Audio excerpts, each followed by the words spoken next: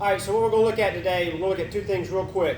We're going to prime that ankle, get you ready for some squatting, lunging type activities, or if you are suffering from shin splints, these are some things you can do to hopefully get a little stretch, get a little relief from those shin splints, but you could add this to that as well. But again, when we're looking at ankle mobility, there's a couple of things we're going to do. So the first thing I've done is I've just set up some jump ropes so you can kind of see the pattern we want to go in, and then we'll look at the band work in a second.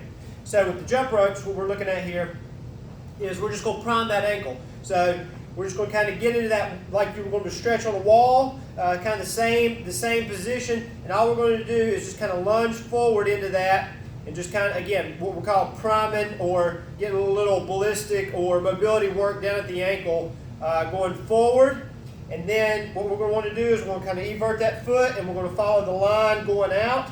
So same kind of concept. I'm set up like I'm leaning against the wall, but I'm going to lunge kind of into that rope. But as I've got that foot everted, then I'm going to come back and go really medial or kind of like we were lined up before. You're going to feel a little bit more stretch, a little more give on the inside of that ankle doing it in that manner.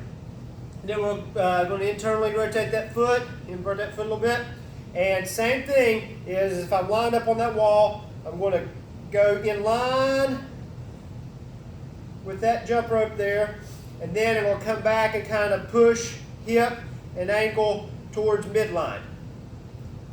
So we're just kind of hitting all the areas, all the faces of that ankle down there. And again, just kind of really push on it, feel that stretch.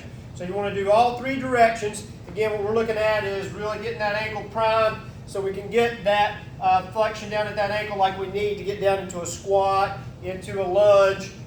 Good exercises to do before you do those activities, and again, if you're suffering from shin splints.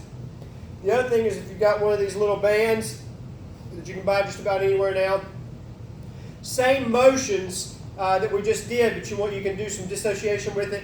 So I'm just going to wrap it around the arch of one foot and then around the ankle of the foot that I'm going to do the work on. So work is the same. Again, line it up on that jump rope. Now we're getting a little disassociation there in that ankle. And I'm going to turn it out, kind of go into that